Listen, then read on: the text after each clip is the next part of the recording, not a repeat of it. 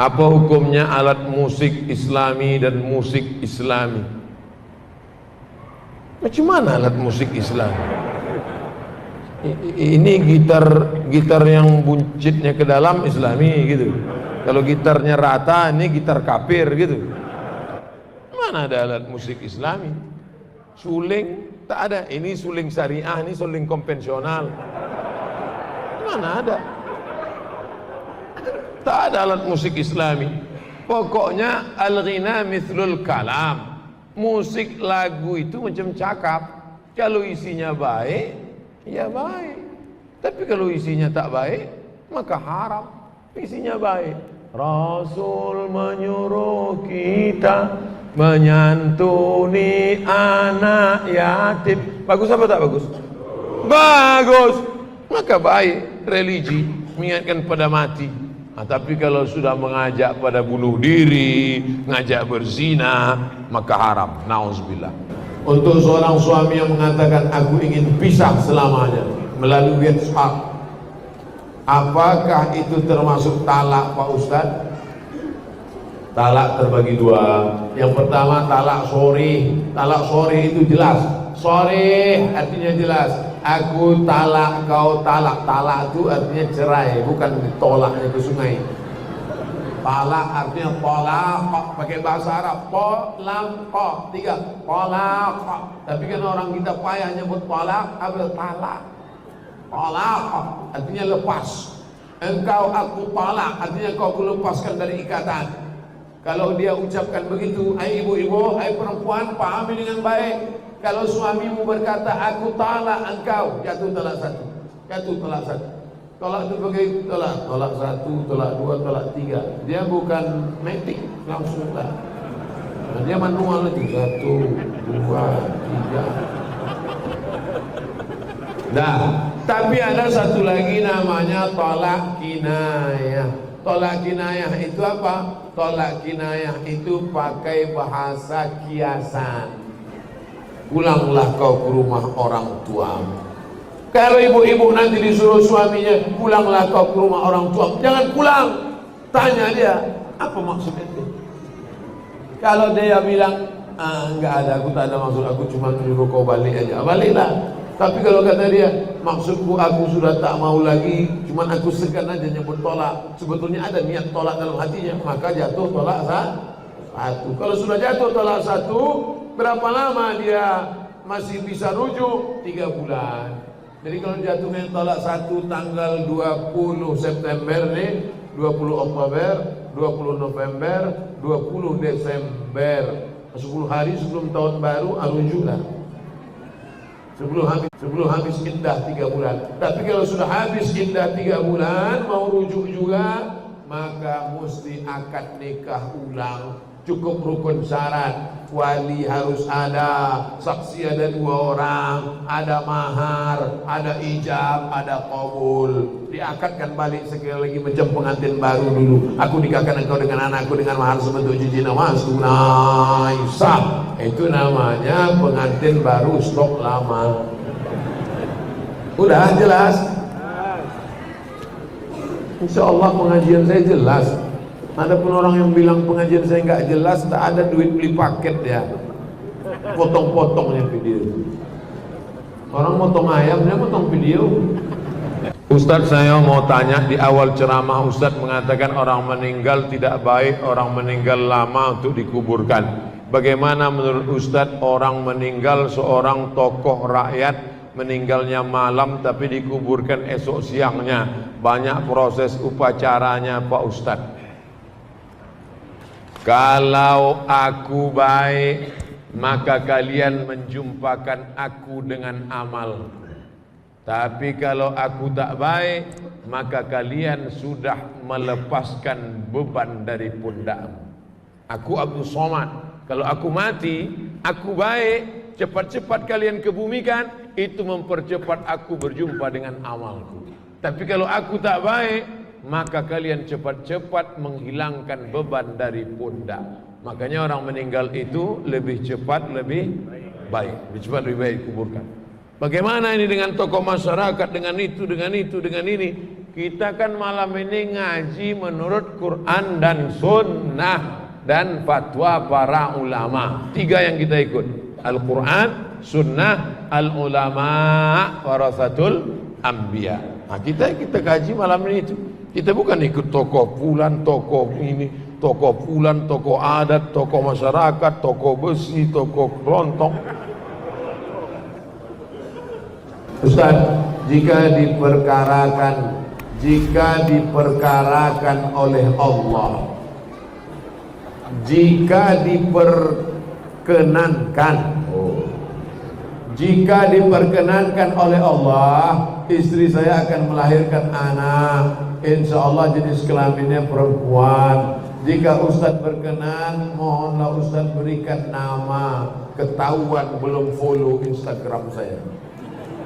Udah ku posting kemarin nama anak-anak perempuan. Inilah payahnya, Ustadznya udah milenial, jamaahnya pula ketinggalan zaman. Nih saya posting sudah nama anak-anak perempuan. Tengok ya. Nah, makanya kalian cari-carilah Ustadz Abdul Somad Official. Nama anak-anak perempuan. Macet pula signal di sini. Berebut-rebutan signal rupanya kita. Ini nama anak-anak perempuan. Saya bacakan nama anak perempuan. Nama anak perempuan Nuaira. Kan panggilnya enak kan? Nuaira. Apa arti Nuaira? Secercah cahaya. 2. Nada. Masya Allah. Siapa nama anaknya? Nada. Apa arti nada? Embun. Sejuk kita tengok anak itu, embunnya pula. 3. Inayah. Siapa namanya? Inayah. Inayah artinya karunia Allah. 4. Atiyah. Atiyah artinya anugerah Allah. 5. Adibah. Adibah artinya beradab, berbudi pekerti. 6. Nadira. Siapa namanya? Nadira. Apa artinya? Tiada bandingannya. Anak saya ini Pak Ustaz, tak ada bandingannya. Apanya? Jahatnya.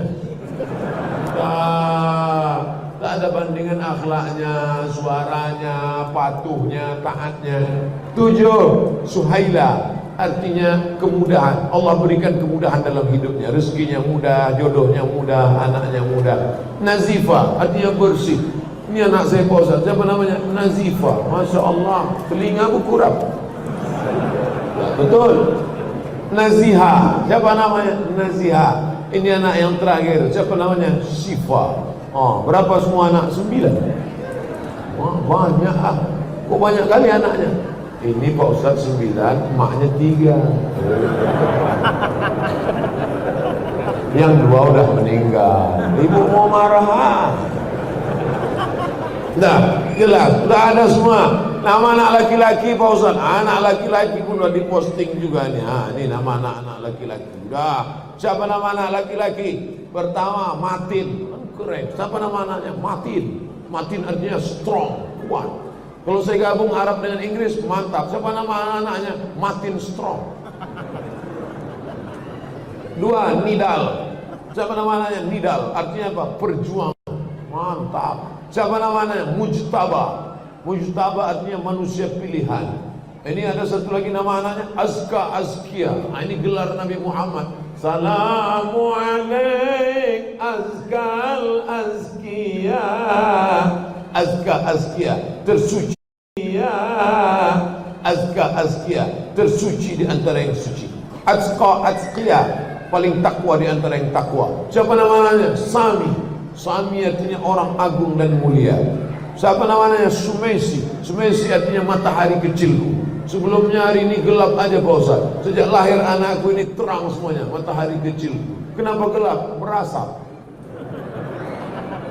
Ini nama anaknya siapa? Nujaimi. Nujaimi artinya apa? Bintang kecilku. Ini nama anaknya siapa? Awal Mustaqbal. Keren. Awal Mustaqbal, harapan masa depan. Ibu pun bangga kalau udah sebut datang. Ini anak saya namanya Amal Mustaqbal, harapan masa depan. Kalau bapaknya masa lalu. Haidar, ilahi. Ilahi artinya Allah, Tuhan. Haidar, singa. Ini siapa anaknya? singa Allah. Apa beda singa sama anjing? Anjing menggonggong, orang tak takut. Singa diam aja takut. Anaknya mau jadi singa apa jadi anjing? Singa. Ustaz nih ngomongnya anjing-anjing sebut. Ada anjing dalam Quran, anjing Ashabul Kahfi. Lebih baik jadi anjing Ashabul Kahfi menjaga ulama disebut dalam Quran daripada menjadi orang yang mengkhianati ulama. Betul? Takbir. Jangan gara-gara ini balik dari sini semua beli anjing. Apabila anak laki-laki bernazar jadi imam sholat jenazah bapaknya, tapi anak ada di Batam, ayahnya di Medan. Apabila orang tua meninggal dan anak terkendala perjalanan pulang, bagaimana bila nazar anak itu tak dapat dilaksanakan? Makanya sebelum bernazar pikir dulu. Oh, Ustaz menganggap kami orang Batam tak ada duit ya? Bukan masalah duit, bro. Saya tak jadi ke Anambas itu apakah karena duit? Kenapa? Asap. Iya, kalau bapak mau meninggal bulan April. Kalau bulan-bulan jerebu nih, bulan-bulan asap ini, nah, makanya ku pesankan sama kalian kalau mau meninggal jangan musim asap. Tanya dulu sama orang yang bakar tuh, kapan kalian bakar? Oleh sebab itu maka nazar ini pikirkan baik-baik. Kadang orang ini enak aja mengumbar janji sebelum berbuat. Ustaz, kalau lulus anak saya PNS nanti saya bernazar mau membuatkan satu WC untuk Masjid Bukit Indah. Begitu anaknya lulus, jangankan WC, batu bata pun tak ingat. Nah, bagaimana kalau tidak bisa dilaksanakan? Fakafaratuhu it'amu asharati masakin. Cara menebus nazar sama macam menebus sumpah. 1. Kasih makan 10 fakir miskin, nebus sumpah. 1. Kasih makan 10 fakir miskin. Atau kiswatuhum 10 pakaian. Au tahriru raqabah, membebaskan budak hamba sahaya. Ini cara Islam menghapuskan hamba sahaya. Kalau engkau mau menghapuskan hamba sahaya, salah satunya adalah dengan cara menebus kafarat sumpah dan nazar. Kasih makan 10 fakir miskin, tak sanggup Pak Ustaz. Kasih 10 pakaian, tak sanggup juga Pak Ustaz. Bebaskan budak hamba sahaya, budak-budak Melayu yang ada Pak Ustaz. Budak hamba saya tak ada lagi Pak Ustaz. Yang terakhir, faman lam yajid, siapa yang tak sanggup, fasiyamu salasati ayyam, puasa 3 hari. Puasa 3 hari. Jangan bebankan diri yang kita tidak mampu. Karena tak mampu, kalau mau nazar yang kira-kira mampu. Saya nanti kalau begini saya akan puasa sunat. Nah, itu bagus. Saya mau nanya Ustaz, gimana hukumnya jika anak tidak menuruti keinginan orang tua? Anak mikir masalah akhirat, kedua orang tuanya dan orang tua mikirkannya dengan urusan dunia. Apa ini? Kita ulang payah kali Pak. Gimana hukumnya jika anak tidak menuruti keinginan orang tua? Anak mikir masalah akhirat untuk kedua orang tuanya. Orang tuanya pula memikir urusan dunia. Memanglah dunia ini sudah terbalik-balik. Coba tengok. Anaknya memikirkan akhirat untuk orang tuanya. Orang tuanya pula memikirkan dunia. La ilaha illallah. Ini nasibnya sama dengan nasib Nabi Ibrahim alaihissalam. Nabi Ibrahim itu anaknya baik, bapaknya brengsek. Nabi Nuh bapaknya baik, anaknya brengsek.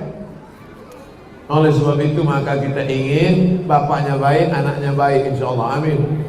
Oleh sebab itu maka wahai bapak-bapak, wahai ibu-ibu, anakmu yang sudah hijrah, yang sudah pengajian, selalu mikirkan akhirat, jangan nyogok. tapi dia pula menyuruh sogok. Kau sudah selesai S1, sudah selesai S2, sudah selesai S3, pergi ikut PNS. Ini ku kasih 100 juta untuk nyogok. Ayah, ini haram nih. Apa haram-haram? Nanti kalau kau tak makan gimana?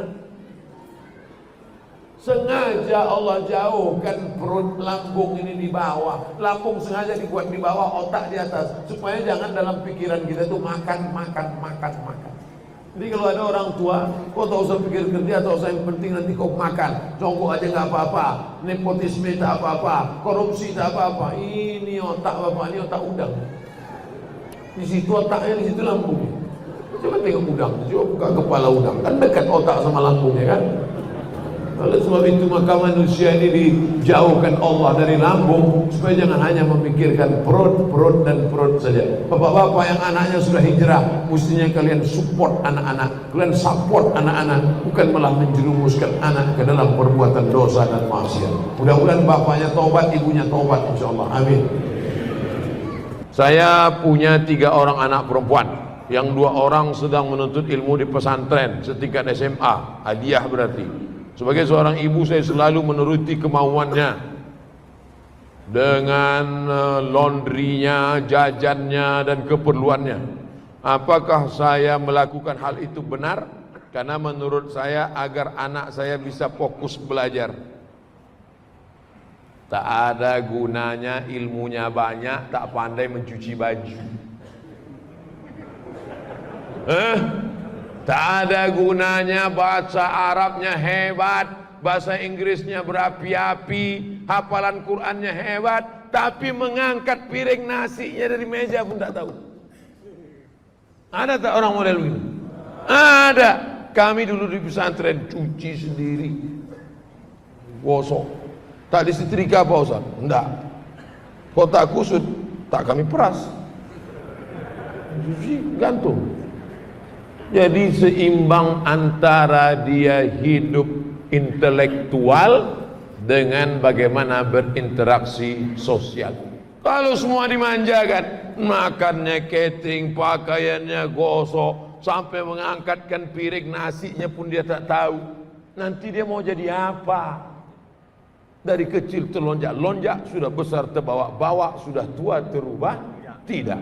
Oleh sebab itu kami pun dulu di pondok pesantren, tapi tetap pandai mencuci baju, tetap pandai memasak, tetap pandai melipat, tetap pandai menyetrika, sampai ke Mesir juga belanja.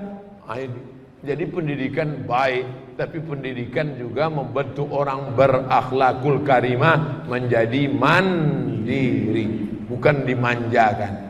Sekarang banyak sekolah yang memfasilitasi segala sesuatu, akhirnya jadilah dia menjadi intelektual tapi tidak berakhlakul karimah dan selalu menggantungkan diri pada orang lain. Nauzubillah. Saya dari Tembilahan Riau. Oh, inilah jamaah yang paling jauh dengar pengajian. Dari Tembilahan. Sekolah di Ponpes Tajul Alawiyin Habib Bahar bin Smith. Masya Allah. Saya ingin bertanya, apa benar orang yang bernasab habaib itu nasabnya sampai ke Rasulullah SAW? Siapa yang mengaku Habib, maka dia itu punya surat keterangan dari, kalau di Mesir di samping kantor Al-Azhar, ini Masyihatul Azhar, di samping Al-Azhar ada namanya Naqabatul Alawiyin, kantor keturunan Alawiyin, anak daripada cucu cicit Sayyidina Al-Hasan dan Husain. Nabi Muhammad punya anak, turun dari Nabi Muhammad turun Sayyidatuna Fatimah, Fatimah punya anak, turun ke Sayyidina Al-Hasan, cabang 2 Sayyidina Al-Husain, Husain punya anak, itulah dia namanya Zainal Abidin. Zainal Abidin punya anak namanya Muhammad Al-Baqir. Muhammad Baqir punya anak namanya Ja'far Shadiq. Ja'far Shadiq punya anak namanya Musa Al-Kazim. Musa Azim punya anak namanya Ali Ridha. Sampailah ke bawah-bawah, itulah marga-marga habaib As-Saqqaf. As-Saqqaf. Tapi karena orang Indonesia payah nyebut As-Saqqaf, apa itu? As-Segaf. As-Saqqaf, Al-Haddad, Al-Attas, artinya Al-Attas. Tapi kan orang Indonesia payah nyebut Al-Attas, siapa itu? Al-Atas. As-Segaf, As-Saqaf, Al-Haddad, Al-Attas bin Syihab, Habib Rizik bin Syihab, Ibnu Sumail, Habib Bahar bin Sumail. Mereka punya nasab itu sampai minimal, walaupun tak nampak kita nasab, minimal hidungnya mancung. Ngaku Habib Pesi. Soalnya kemarin ada ustaz yang ceramah berkata Habib itu bukan keturunan Rasulullah SAW. Di Indonesia ini ada namanya Persatuan Zuriat Keturunan Rasulullah SAW. Kantornya di Jakarta. Saya pernah hadir dalam majelis itu. Walaupun saya tak Habib, tapi saya pencinta Habib. Duduklah kami sama para habaib, termasuk Habib Umar bin Hafiz di Hotel Crown 2 tahun yang lalu. Datanglah satu profesor nanya, gimana Habib kok PKI? Profesor dari Jakarta nanya, Habib, ketua ikatan Habib se-Indonesia namanya Habib bin Smith. Habib, gimana Habib kok PKI? Mana dia? Nih, DN Aidid. Aidid itu marga Habib, Al-Aidid. Kok bisa Aidid keturunan Nabi kok PKI? Habib bin Smith senyum. Keturunan Nabi Aidid pakai dal, Al-Aidid. DN Aidid ujungnya pakai apa?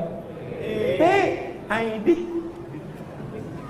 Rupanya dia dulu waktu kecilnya pernah dipelihara Habib, kemudian lari nyasar sesat ke PKI. Nah itulah dibuatnya ujung namanya DNID, penyimpangan. Dia bukan Habib, bukan keturunan Rasulullah SAW. Lalu kemudian ditanya, Habib, gimana cara mendeteksi dia Habib atau tidak Habib? Cukup kami cek 4 saja, nama kakeknya ke atas 4, nah itu bisa ketahuan dia Habib tak Habib. Oleh sebab itu maka ada lembaga yang mengatur ini. Kalau tidak maka semaunya saja orang, asal mancung Habib. Nauzubillah. Pak Ustadz, saya seorang istri, batasan-batasan bagaimana bersolek yang wajar bagi muslimah. Karena kalau saya bersolek, suami saya selalu tegur, jangan bersolek jahiliyah. Apa maksudnya Pak Ustadz? Misalnya wajah ibu pucat. Kalau silap-silap payah membedakan dia sama kuntilanak. Pucat misalnya habis sakit atau rumah sakit. Lalu dipakainya bedak sesuai dengan warna kulit. Merubah yang tak normal jadi normal boleh. Tapi yang sudah normal menjadi abnormal, nah itu.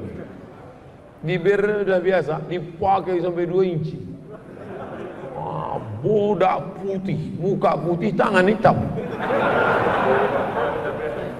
Oleh sebab itu maka yang wajar-wajar saja. Engkau cantik bukan karena make upmu, engkau cantik karena bekas wudu dan tahajudmu. Kecantikan batin, kecantikan yang tidak akan lekang karena lapuk karena hujan dan tak lekang karena apa? Panas. Ibu cantik ya? Iya dong, ini kan bekas wudu. Jadi kau sangka kami tayamum semua?